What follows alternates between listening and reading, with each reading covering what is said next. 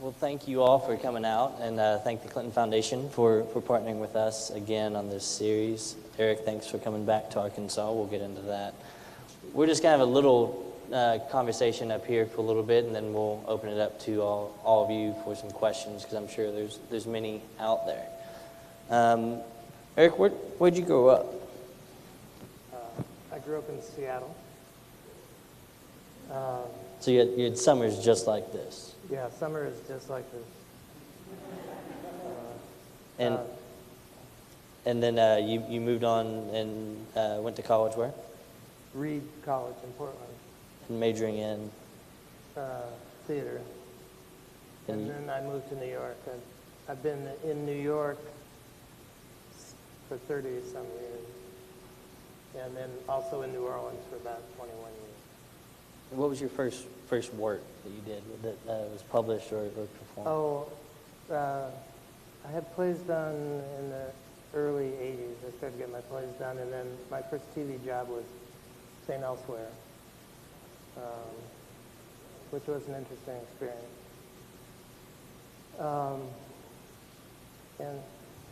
And that was, I guess, the beginning of your transition from some of your stage work? I still do both, really.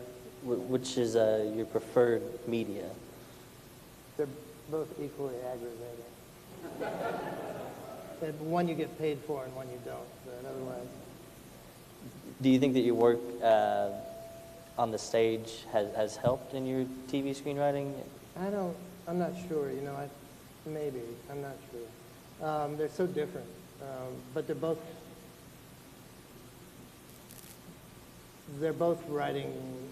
dramatic writing, which is to say, there has to be some sort of tension or conflict in the scene, and television is probably closer to theater than film because it's about characters and about people just talking to one another mostly. It's not about, in most cases, it's not about car chases and explosions. Be a very big stage. Yeah. So, in Treme, we don't have enough car chases and explosions on Treme, but next season maybe. Teaser. I guess the thought that I come up with when I think of stage work is an empty stage. And I know this is just me. Maybe at Little Rock, Arkansas, that's what I think of. But empty stage and just the people, and you kind of alluded to this, I wanted you to follow up on it. The people are what makes the screenplay work. It's their dynamics between each other. You can't rely on car chases and special effects. And your work has been more on that, is those character developments. What I'm interested in the theater is language, and television doesn't support the same kind of language as the stage does, but you can get at it through character. And a show like Treme is a pleasure to write because we're in New Orleans, and the way people talk in New Orleans is very interesting. So in that sense, they kind of connect, I think. Before Treme, there was this little show that you did called The Wire. I have to say I get way too much credit for that. I just did one season of it, and It was the best season. well, it was the best season, yeah. But I can't take any credit for it. David had this wonderful thing set up and going, and he was kind enough to ask me to do. I'd just done 5 years of Law and Order, and which is a whole other animal. And he was kind enough to invite me to do that season, and that turned out to be a pretty good season. So, it was the season with the kids, for those of you who know the show, about the schools. And I just kind of tagged along. So. Have you, I guess throughout your career, you've come across younger writers, and it's the kind of the passing of the guard, but I guess this newer generation and their social media and the plagiarism. There's a big series in the New York Times over the past month talking about plagiarism and kind of the difference between an old school dissertation and newer age who just think that if I find it on the internet, I can use it and it's mine. Yeah. Have you run into anything like that? Has there been a lack of imagination in the newer screenwriters? Well, we don't hire any new screenwriters, so it's all just old fogies like me. I don't know. I think it's a problem in film more than television. It's very interesting how much the world has changed. When I was on St. Elsewhere, we actually worked on typewriters, and there were then a staff of people who transcribed that and sent it off to the set. You know, it was even just sort of on the edge of copy machines and all that stuff. So I literally remember cutting and taping, Scotch taping, moving dialogue around that way. You know, so it's like being in the horse and buggy era.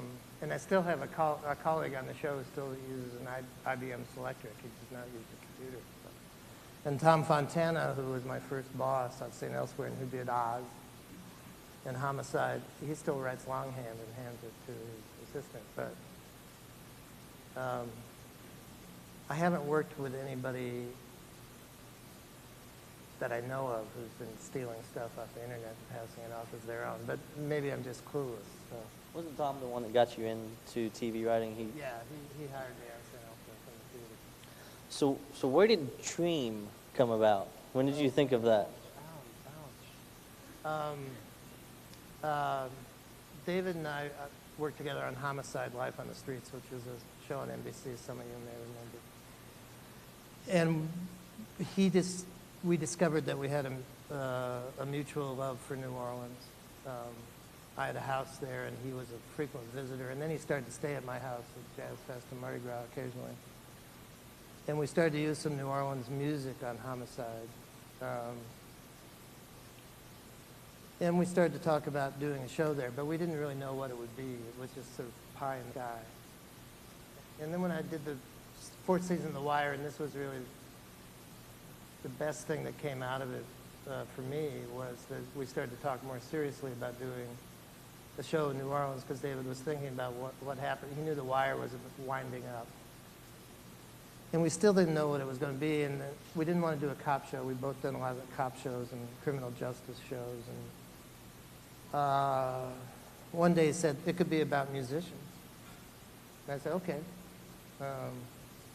That's not much of an idea to pitch to the network. It's a show about musicians. So we still didn't know, and then the storm happened, and we were, like everyone, really upset. And I thought, well, that's that. We'll never be able to do a show in New Orleans because New Orleans isn't there anymore. And a couple months later, David said, you know, we should just do it. It's a way to frame the show so the network will understand what it is. And yes, I was reluctant about it. I was so upset, and I thought, that's not the show I ever wanted to do in New Orleans. But he prevailed, and we went up to HBO and pitched it to them, and they said yes, not really knowing what it was. And really all we said was we wanted to do a show about New Orleans music and culture and in the wake of the storm. And that was too early. I mean, to know what that would be.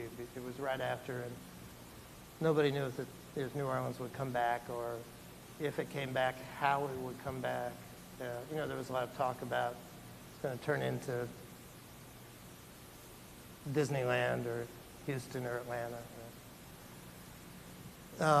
But we sold it, really on the strength of David's success with The Wire. And HBO has been very amazingly supportive of the project from the beginning. We've pitched it to an executive named Carolyn Strauss, who was there at the time, and she said, she listened to us, we went, blah, blah, blah. She said, I have no idea what you're talking about. I don't know what a Mardi Gras Indian is, and you've been explaining it to me, but I still don't know. I've never been to New Orleans, but I'll buy it. And talking of, I know y'all noticed the groan, the audible groan that he just made when I pronounced it Treme, and it's not out of his fault. That's just what happens when you live in Louisiana, right? I can't pronounce it wrong, or I can't come in the state. How do you actually pronounce it so that? Well, there are about 5 different versions, but Treme's not one of them. But it looks like it. If you look at it. It does if you leave the accent off, which we do, yeah. Right. It's Treme or Treme or Treme or I don't know. It's a wonderful thing about New Orleans is that any given place name, 3 or 4 pronunciations, people will swear and be willing to fight to the death over that. That's the way you say it. And you ran into Treme that. is one of those. You ran into that not just in pronunciations, but in stories of recollections. Well, we were really trying to get it right for the show, the detail, and we found out sort of midway through that there were conflicting memories about when things happened. People were very traumatized, and their memories tended to be conflated, and people would be certain about things, certain about things, and then we did the research and found out that their recollections were off by a month or 2 or a year. So it's been an interesting process to try to get as many things right as we could. And then we're making a fictional show, so there were places where we knew we were taking liberties, and other places where we just had to choose between conflicting events because we couldn't, conflicting versions of events because we couldn't actually determine finally what the truth of something was. So that it's a historical piece. It's a period piece, and that's one of the challenges of it is to try to get as much of it right as we can within the parameters of our fictional story and group of fictional characters. When did filming start for season 1? We started last November. We had to start after hurricane season because the insurance rates are prohibitive now since the storm. And we're just started to talk about the stories for season 2, and we'll pick up again in November of this year. And the period of time for season 2, in terms of story, will be fall 2006 to spring 2007, a year later than the first season. Could you describe some of the difficulties and the advantages of actually filming on site in New Orleans? I mean, you are filming 5 years past this devastation, and especially in the first season, there's a lot of people coming home. How has the city been responsive to you filming? And well, the city's been great, and there are certain challenges in certain neighborhoods you have to avoid. You can't show the streetcar rolling by in the background, for instance, if you're along St. Charles Avenue or downtown, because the streetcar didn't come back for 3 years or so. Unfortunately, there are still a lot of neighborhoods that look pretty much like they looked the month after the storm, and so we were able to use those neighborhoods to show some of the devastation.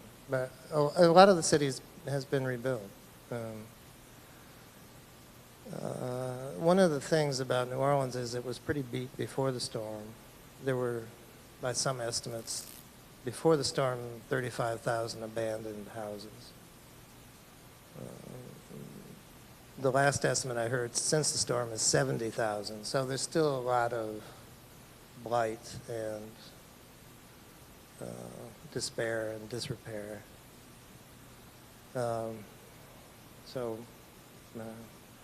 I wish it were impossible to shoot in New Orleans, but unfortunately it's not in that regard.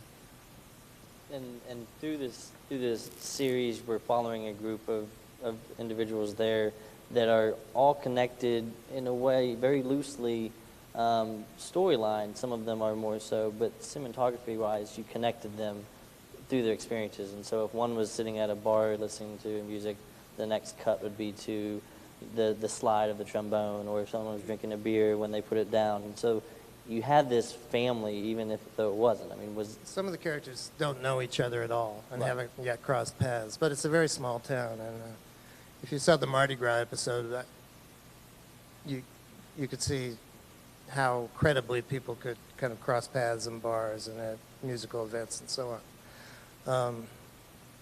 I think maybe we'll bounce some of our characters off one another in new ways this season.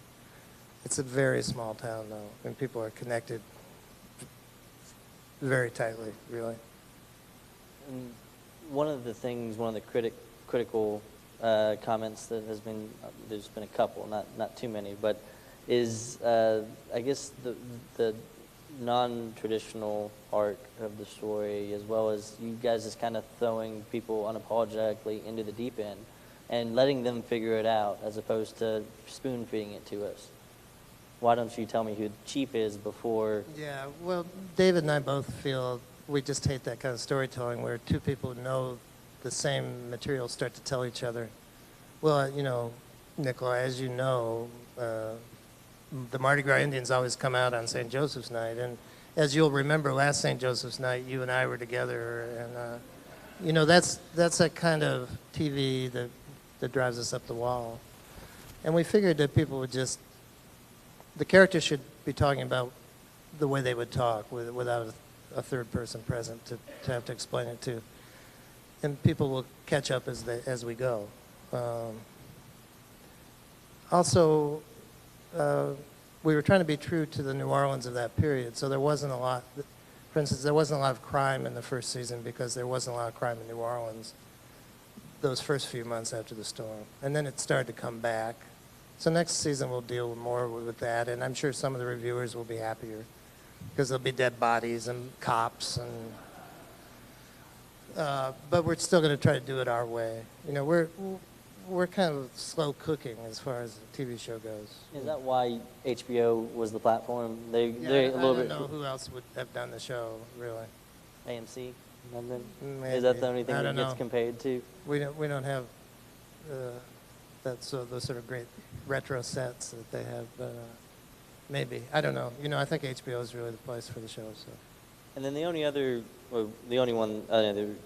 critical statement I wanted you to address was that you tried too hard to be authentic, that it was too authentic. Is that Oh, we were too real. Right. Oh, God, I don't know. I don't know even. You know, we were. One of the things we wanted to do was. One of the questions we had was, can you do a show about New Orleans and convey the sense of it through the TV screen?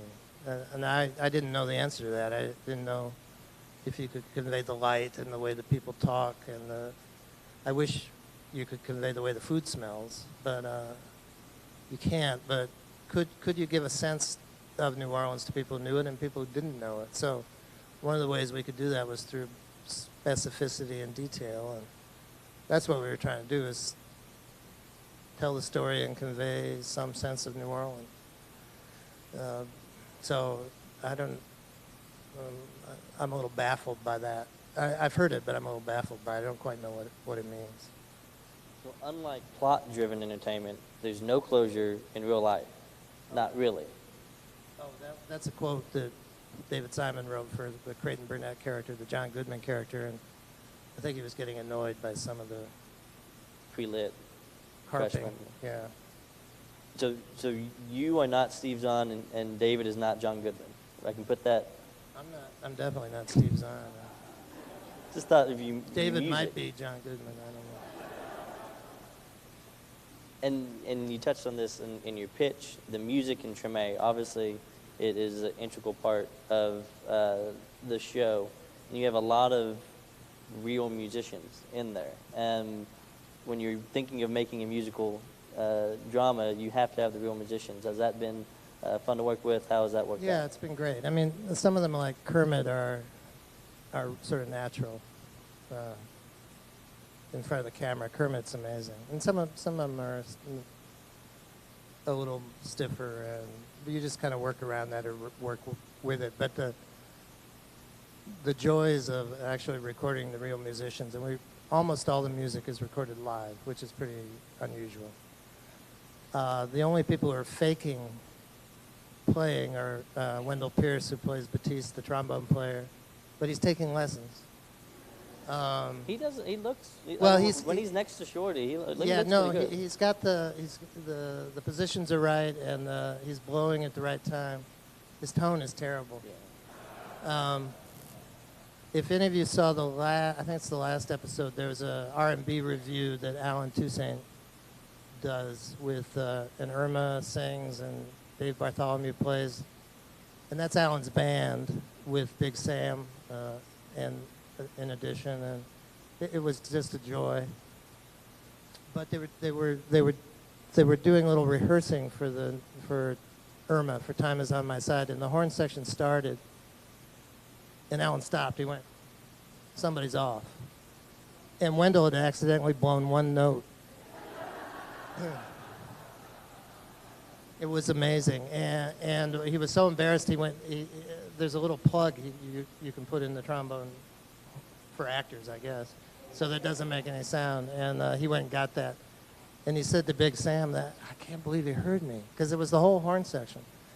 And Big Sam said, yeah, he's got huge ears, watch this. So the next take, Big Sam did a little different variation of riff, and Alan just naturally followed him on the piano. It was quite incredible.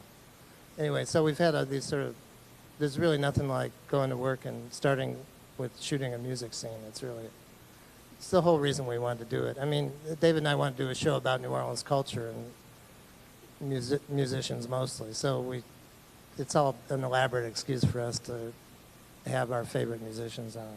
And then the other person who doesn't play is Rob. Oh, Rob Brown, yeah, the trumpet player. Is he taking lessons? He is taking lessons. And he's pretty good, too. It's difficult, you know. Otherwise, for instance, Lucia Micarelli, who plays Annie, the violinist, she's a musician who'd never done any acting before. You could tell I guess that's episode 6 or 7 when she's trying out for the folk, that she had a hard time messing up. She was trying not to get it. And yeah, we went back and forth about that. I said she shouldn't mess up. She just shouldn't be quite as conversant. We had a big fight about it, but so I was right. She's hard pressed to mess up, yeah. And we found her through the internet, actually. David Mills, our late colleague, found a bunch of photogenic young violinists on YouTube and submitted them to us, and we called some of them in. She's an amazing player. She picks up everything really fast. And you alluded to this, David Mills, who was a writer and producer on the show and died before the end of the on set. Yeah, he passed away on set, just in the middle of a conversation with somebody. And he had been with David Simon for a long time, is that correct? Yeah, they were college friends at the University of Maryland. They did the newspaper there together. So, and I'd known David from Homicide and over the years quite well. So. Well, in the season finale, the only I guess showing of Katrina is in the flashback scene. I guess I'm interested in it's a flashback with LaDonna and seeing Demo. How come everyone else gets brought into that? You know, we were worried somebody would ask that question. It's like... is it Inception? No, it's more like Sunset Boulevard. Oh, okay. When William Holden is floating face down dead in the pool, and you hear his voice explaining how he got to be that way. I mean, it doesn't. Yes, you're right. Parts of that flashback couldn't be LaDonna's memory, but that's just our way into it. And that actually, I was very surprised. That little sequence really affected people in New Orleans very strongly. It brought them right back to the day before the storm. And it goes back to that quote, there's no closure, not really. And so it kind of wraps some things that were loose from the season. Yeah, we felt like we had to see Damo alive, and we felt like we had to get a glimpse of everybody. We'd gotten to know these characters really well, but we didn't have a sense of their life before the storm and how it's such a dividing line in New Orleans before the storm and after the storm. Everybody's lives changed forever after. So we felt like we needed to have just a little pinch of that. That was also David Mills's idea, that flashback. So his legacy is Annie, Lucia, and that flashback sequence. Why did you kill Creighton? Because when we went to talk to John Goodman, it was easy, really. We went to see him in New York, and we said, we're doing this show in New Orleans, and he said yes. So almost before we finished, because he has a house, he lives there, at least part-time. He has a big house there. And he said, but I'll only do a year. And we said, okay. So he only wanted to be tied down for a year. Now, he had such a good time. He sent us an email the other day that said, I've lost a lot of weight. I look completely different. I could grow a mustache and be my younger brother. So it's tempting. There's some of the stories throughout the season and the show, are obviously, in characters for that matter, are drawn from your 21 years and then other people's years in New Orleans, and are based on actual events. Will you tell the one about Kermit and the celebrity? For those of you who've seen the first episode, Elvis Costello shows up at Vaughn's, which is a bar Kermit plays at every week, and Kermit doesn't know who he is. And we based this on, two reasons. One, we wanted to get Elvis involved because he was very generous in doing the first record that was recorded in New Orleans with Alan Toussaint, The River in Reverse, which was done only a month after the storm. So we wanted to honor his kind of contribution to the city. And we also wanted to do what we thought to be true, which was that over the years, Kermit's become famous for not recognizing Mick Jagger, Keith Richards, Nicole Kidman, Tom Cruise. These various people have made the pilgrimage down to Vaughn's to see him on Thursday night. Now, Kermit now claims that this is all nonsense, that he always knew who those people were, and he was just having a little fun with everybody. So we're convinced that, so I was talking to his drummer one day, and I said, is that stuff true? And he said, oh, yeah, it's true. It's absolutely true. Keith Richards, yes, that's true. I said, that's amazing. He said, well, I'll tell you the best one. You all remember that Willie Nelson had some tax trouble. And a guy in Texas, in Houston, who had a label called Justice Records, and said, if you'll do a few albums for me, I'll help you with your tax bill. And so Willie signed up with Justice Records, and at that time, Kermit and his band were on Justice Records, and Justice Records threw a party in Houston for Willie, and they invited Kermit to play at the party, to be the opening act. So Kermit and his band flew to Houston. Derek, the drummer, went, it was his first gig out of town. This is fantastic. Kermit finishes his set, and he and the band go out in the alley for a safety meeting, they're called, which we've referenced on the show, which is, they go out and smoke a reefer. So, of course, Willie sees this, and this being his favorite pastime, he knows what the band is up to. And he goes out in the alley and partakes with the rest of the guys. And finally somebody comes out and says, Willie, you are the guest of honor. Come back in, So he leaves. And Kermit said, who was that cool-ass old man? And I said to Derek, that's amazing. I mean, you'd think he would know who Willie Nelson is. And Derek said, yeah, especially since he's playing at a party in his honor with a big banner that says Willie Nelson. So I don't know if that story is apocryphal or not, but it gets at the line in the first episode, which rings real true to me, which we put in the show because apparently Kermit has said it when the Steve Zahn character says, you mean to tell me you just want to smoke dope, barbecue, and play music in New Orleans the rest of your life? And Kermit says, that'll work. And it's kind of, I was talking to a friend in New York yesterday, in fact, about John Boutte, who sings the Treme song, and it's his song, and we used it for the show, and he wrote it long before the show, but I said, I hope John's making some money on that. And Coleman said, yeah. iTunes downloads and it was on the Billboard Jazz chart for a month, #2, and then he laughed and said, you know, that it illustrates the difference between a New York, L.A., Nashville musician and a New Orleans musician. You know, if a New York musician had that song at #2, he'd be out touring behind it and making a music video. And Coleman said he asked John the other day, the same question I asked Coleman, I hope you're making some money. And John said, yeah, baby, I'm making so much money I don't have to leave my house.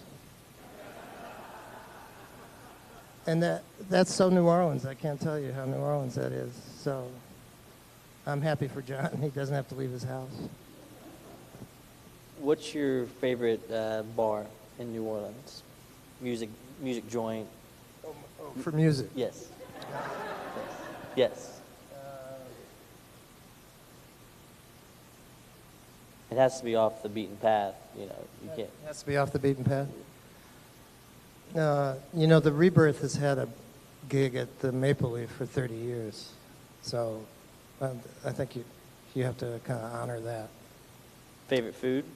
Favorite food? You can break it up into breakfast, lunch, dinner, late dinner, early breakfast. I don't know. It's all good for. It's all great and bad for you.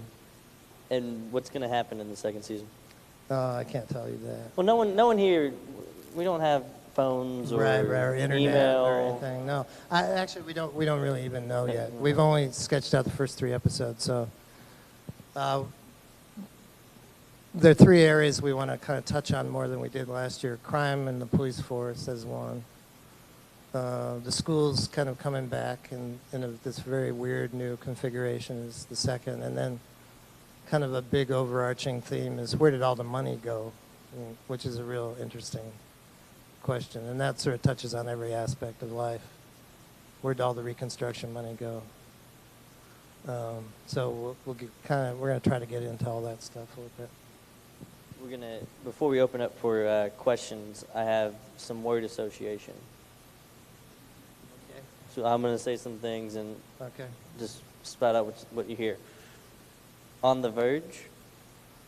That's a play that gets done a lot. Of mine that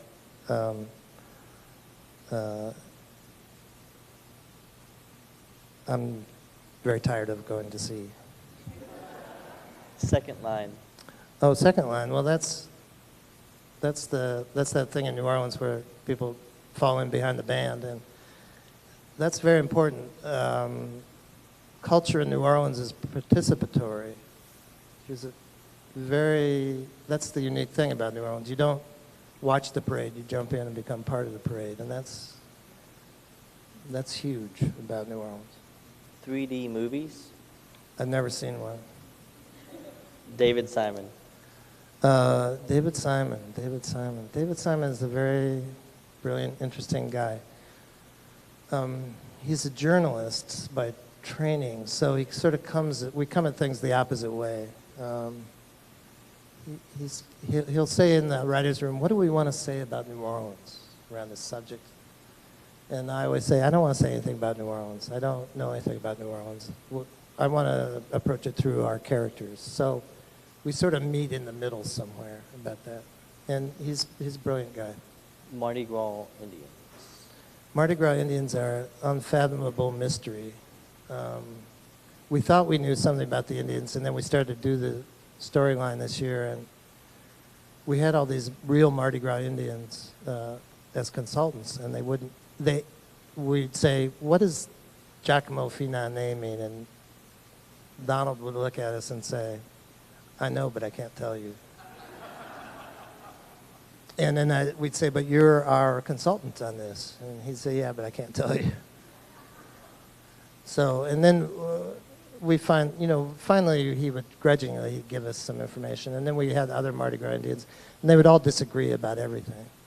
And we never did sort out if our Mardi Gras Indian chief, Lambro, played by Clark Peters, was a downtown Indian or an uptown Indian.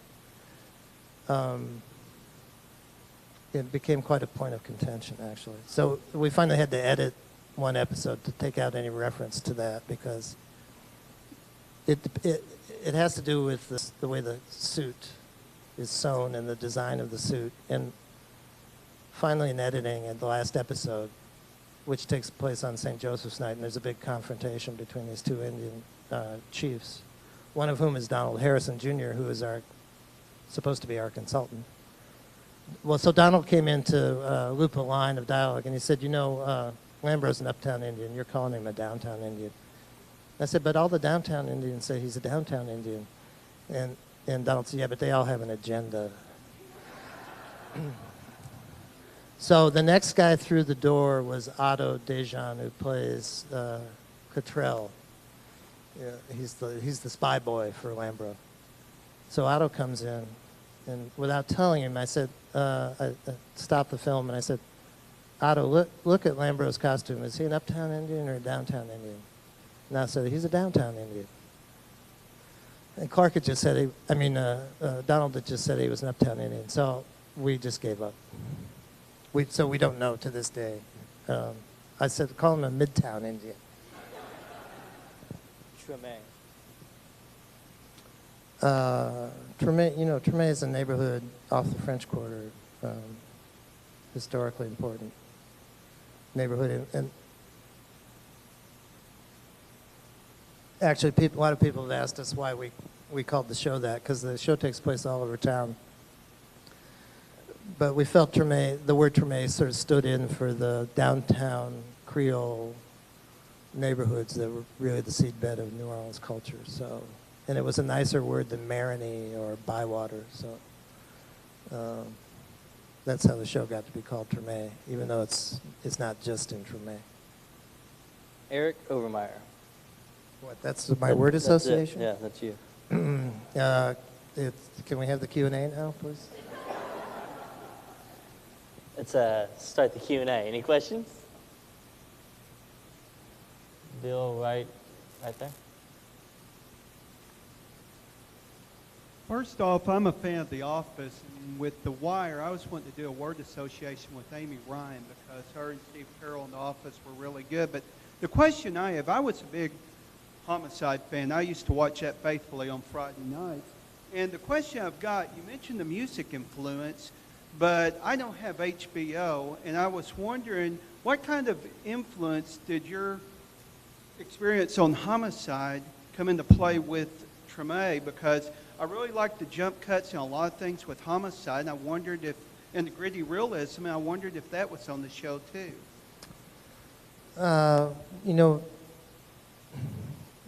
That's an interesting question. I think we use the same sort of, as much as we can, the same kind of writing principles, trying not to over-explain and let the characters carry the ball and all that sort of stuff. The way that Homicide was filmed, it was very different because it was shot in 16 millimeter and handheld. And we don't do that on Treme. We do some handheld and some Steadicam, but we shoot in 35 millimeters. So Homicide is really unique, and it's the way it was edited and the jump cutting and all that stuff, and it was very fast. I loved how fast it was. You could shoot a lot of pages. You didn't have to light an outdoor scene at all. I miss it, but Treme is more conventional in the way it's shot.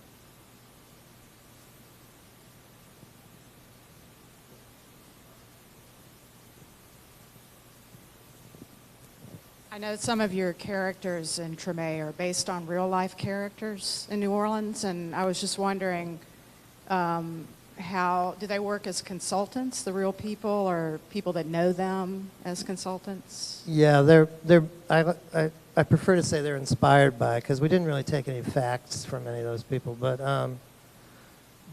Jeanette Desautels, the chef, was a little bit inspired by Susan Spicer, and she was a consultant on the show for us for the cooking stuff.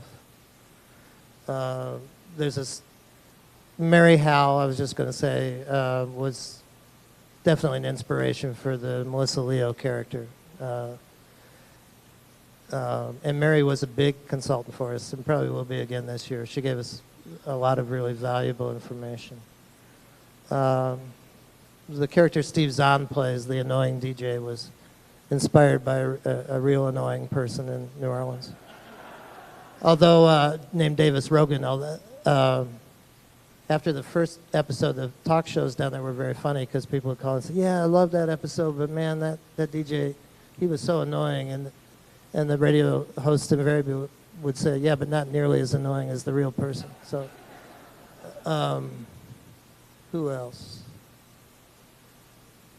I guess that's it, really. And they were really just a springboard. We didn't take any facts from their life, really. But a couple of Davis Rogan's stories made it into the show as plot points. And Mary was really, we leaned on her to tell us that the Damo story of LaDonna's brother getting lost in the penal system after the storm was credible, and in fact it was. It happened to a number of people. So we leaned on her a lot for information.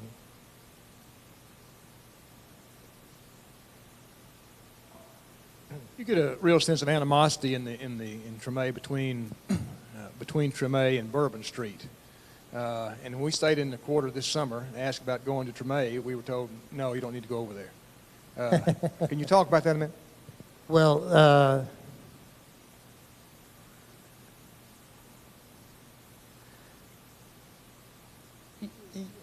Bourbon Street, we didn't want to shoot Bourbon Street much because we figured we wanted to do a show about the New Orleans you hadn't seen on film or television. And I don't think there's a film or TV show prior to Treme that didn't go to Bourbon Street. So Bourbon Street is something that America thinks it knows and has certainly seen.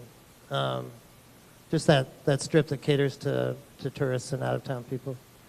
I think it's true that if you ask in a Bourbon Street hotel if you should go over to Treme, they'll say no, you shouldn't do that. That it's dangerous. So we use some of that in the show. Steve Zahn's character, when he's the hotel clerk, when he has a job as the hotel clerk. I mean, that was actually based on a story Davis Rogan told us that he would send people to out-of-the-way places, and he got in trouble for it at the hotel he was working at. And then I think the musicians in New Orleans have a real ambivalence about Bourbon Street because a lot of there are some really good musicians playing on Bourbon Street, but they're sometimes playing to crowds that aren't paying attention. And so we kept saying, no, there's pride on Bourbon Street because it's it's a way to make a living. You got to take gigs where they are, and there are actually a couple places where you can hear real music on Bourbon Street, and some really good musicians. The band in the strip club was an actual band on Bourbon Street, and they're a fantastic band. They don't play in strip clubs. That doesn't happen anymore. That was a liberty we took. But there's a certain tension between Bourbon Street and the rest of New Orleans. If you got to get off Bourbon Street to see not just Treme, but the uptown and downtown and the rest of New Orleans. Yeah.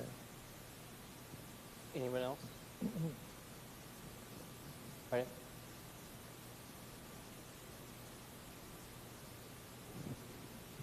The episode that the season that you worked on The Wire was without a doubt my favorite episode, or my favorite season, sorry. I'm an educator for a living, and I wanted to know, hearing your extensive, in-depth preview for season 2, if education is something that holds a particular interest to you and the challenges that you see with the New Orleans school system, which is traditionally thought of to be a very challenged school system. As that would be a polite way. very polite. The Recovery School District, a lot of people think that was instituted after the storm, but it was actually came in 2 years before the storm to take over failing public schools in New Orleans. As a way to wrest control from the Orleans Parish School Board, which was corrupt. In fact, it was so corrupt that at one point there was an FBI field office set up in the parish school board building. And after the storm, there are still three different entities running the schools down there. It's very confused, and some of the so-called charter schools conjures up a certain image, and some of those charter schools are kind of traditional charter schools, but in New Orleans, some of the charter schools were schools that were reconstituted by neighborhoods and by parents who just wouldn't let the schools die. So it's a very complicated, mixed bag of success and failure now. And we're going to attempt to address some of it just through our characters, a couple of whom will take jobs in the school, in the new school system, a sort of brand new world of the New Orleans school. So I was just talking with Martha Jane Murray, who's been working on green schools down in New Orleans, and this fantastic new public high school, Landry, just opened finally in Algiers, and it's a green school. It's quite amazing. That's a success story. There are lots of stories that aren't successful, but that's one. So it's a real mixed bag, and we're going to try to scratch the surface of it a little bit. What have some of the effects been on the city now that the first season is over, and maybe specifically on some of the actual bars and venues that you guys filmed in? I'd imagine that they're attracting a lot more attention these days. I'm not sure. You know, there was some grumbling, like, "Oh, you're going to ruin this place," because I don't know. I heard that there's now a cover charge of bullets for the first time, but that's good because he was dying out there. So, Is that a true? the story about Bullet? Yeah. More or less. A little Bullets. bit? We got that story from Bullet. Okay. Now, whether it's true or not, Right. there's no way to ascertain that, but it's the story he tells is true. And I like to think it's true, that he went out for cigarettes and got shot, and Still there. the bullet stayed in his head, and he tried to take it out with a razor blade. Right. And his mother said, "Are you crazy?" and drove him to the hospital. I hope that's true. You know, I don't know. The response there was really great, and people would gather in bars and watch it communally, which is a very New Orleans thing to do. So one of my favorite places that it was watched was the Charbonnet Funeral Home in Treme, where they had a big gathering every Sunday night. It was awesome, yeah. So I don't, it's hard, people are always talking about, "Oh, this place or that place will get ruined," but it's hard to ruin places in New Orleans. They sort of resist commercialization. You know, I think the $6 cover charge at Bullets is not going to ruin Bullets. It's going to be Bullets. So They're not charging it to the locals, I imagine. probably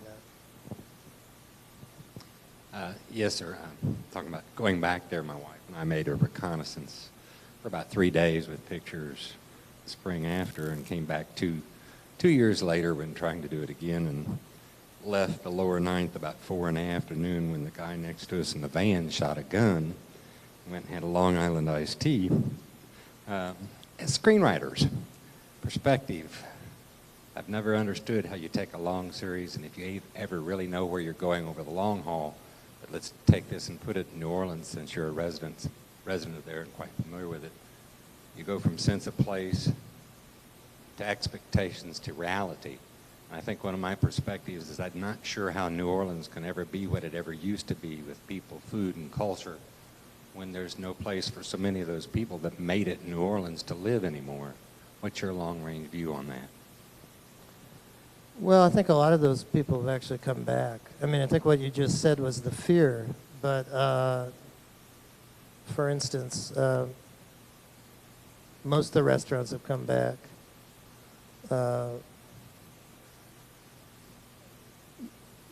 Some of the brass bands have come back, most of the important ones. The last two Super Sundays and St. Joseph's Nights, the Indians have been out in ferocious numbers.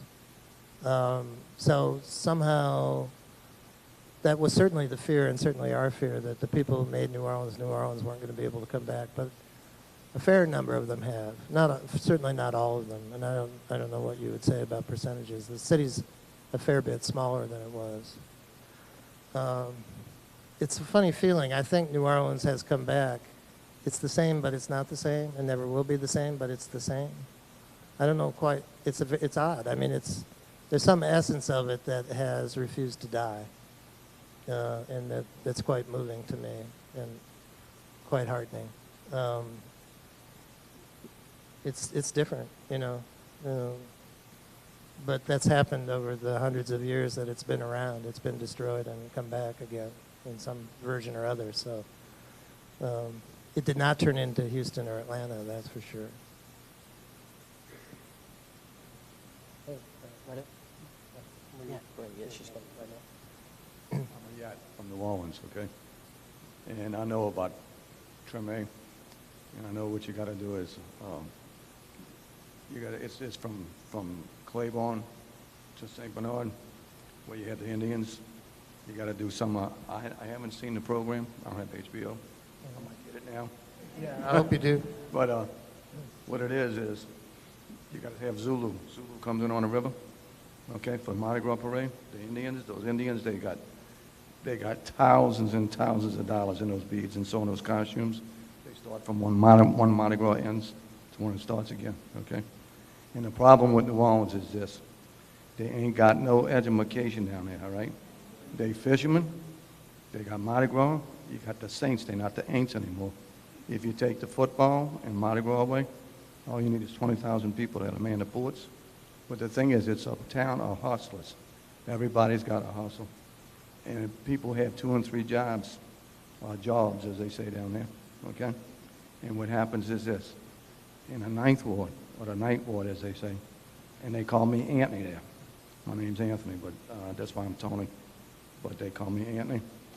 And Anthony knows this. And in the 9th Ward, those people, that was a great-grandfather's property, maybe. Those places are gone. Most of the jobs down there are minimum wage jobs. Those musicians, they bellhops in the day and that, they also, you can't do that anymore. Now you got to pay $1,200, $1,400 a month rent. Those places in the 9th Ward, they wasn't much more than 700, 800, 900 square foot, you know, bare shelters. But that's why they couldn't live down there. And that's the thing that's missing because it's a tourist town. And without those kind of people, you know, it's never going to be, it's close, but it's never going to be the same, I don't think. Well, I think we got at some of that. I hope you get a chance to see it because I think you should write me a letter, tell me how you think we did. But I think we got at a lot of what you just said.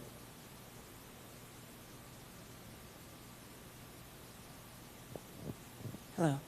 I'm talking to a lot of people from New Orleans. You get this dual sense of bereavement, and also kind of resilience. And I'm wondering, as a writer, as a screenwriter, how do you write in that dynamic tension between feeling like everything, especially immediately after the storm, feeling like everything that you have is gone, and also feeling like there is a possibility for you to live on? Like, how do you write in that tension?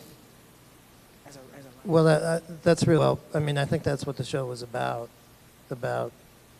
ordinary people in extraordinary circumstances in an extraordinary place trying to put their lives back together. So we just tried to keep exactly what you just said in mind with every scene and try to do it through their challenges and their emotions and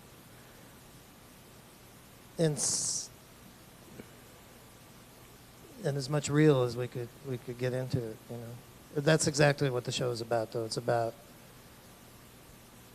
what's been lost and what's still there and what can come back. I don't know how you do it exactly. Our orientation starts this weekend, and we have a new student right there. Yeah. Hello, I just moved from the Seattle area, so it's still nice and cool.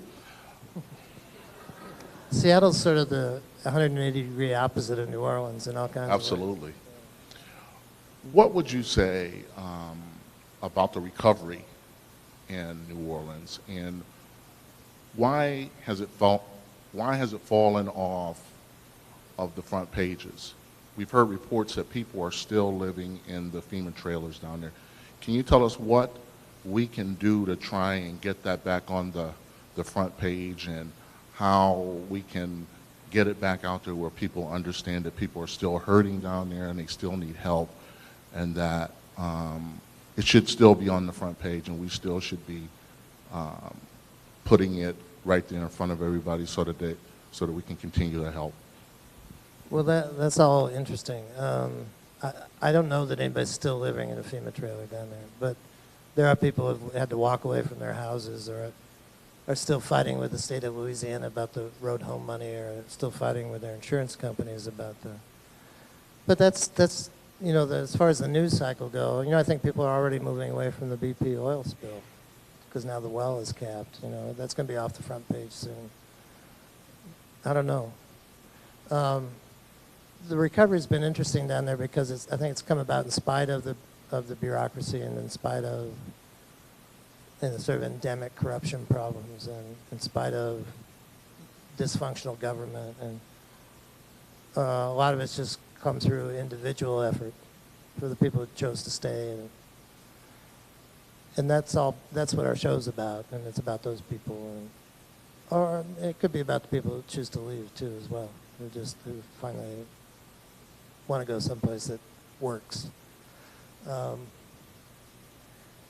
You know, there's still volunteer groups coming through town. I saw some last week when I was there.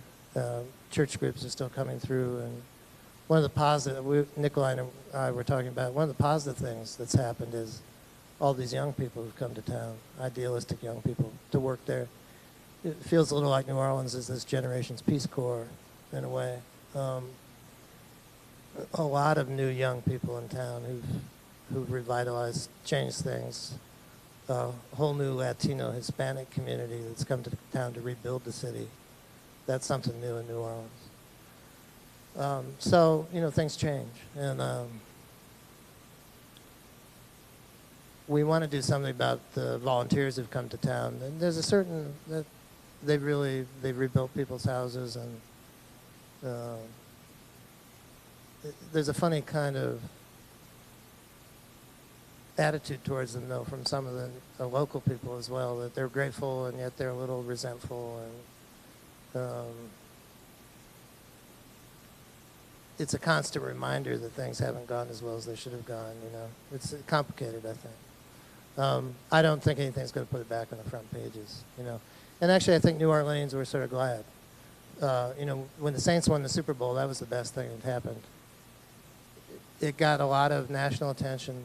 New Orleans felt like the nation was rooting for it, and it wasn't, oh, you poor folks down there, you know, you're still suffering. It was a very positive thing.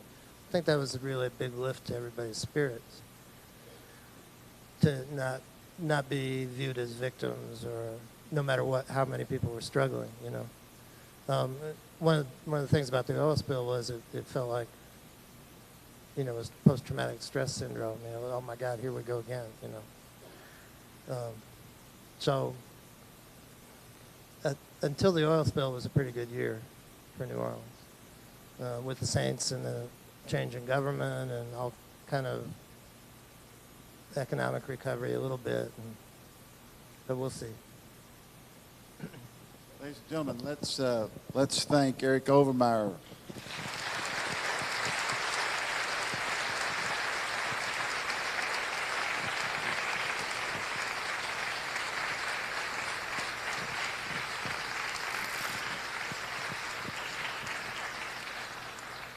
Now, Nikolai DePippa is not a New Orleans name, but we thoroughly expect to see a character named Nikolai.